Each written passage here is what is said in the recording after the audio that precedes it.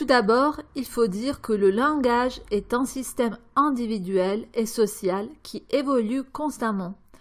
L'instrument du langage, donc l'instrument de la pensée, est le son, qui se manifeste à travers l'action des organes vocaux.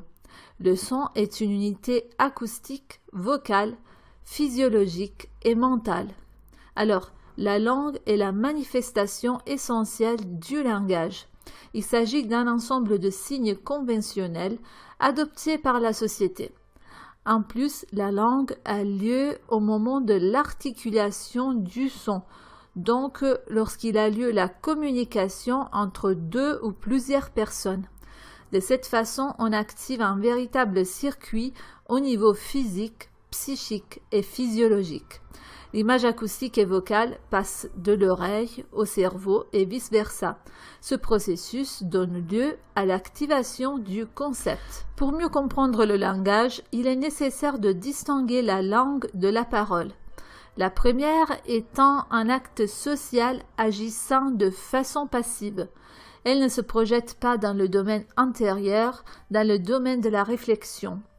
La langue est un système de signes. Pour autant, on parle de sémiologie, mot issu du grec qui signifie signe.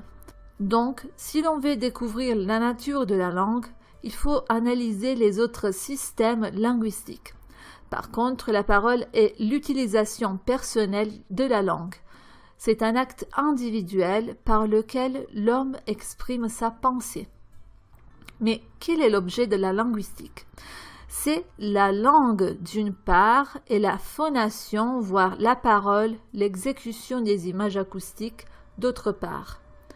La langue et la parole sont deux faces de la même médaille, donc elles ont un rapport d'interdépendance.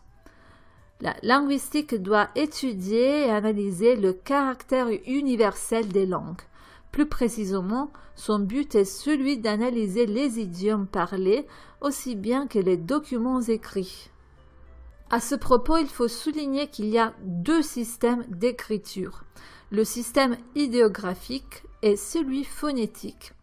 En ce qui concerne le système idéographique, le mot n'est qu'un signe, un symbole unique qui représente l'idée que l'on veut exprimer. Donc ce signe n'est pas lié directement au son du mot. On peut penser par exemple aux idéogrammes de l'écriture chinoise.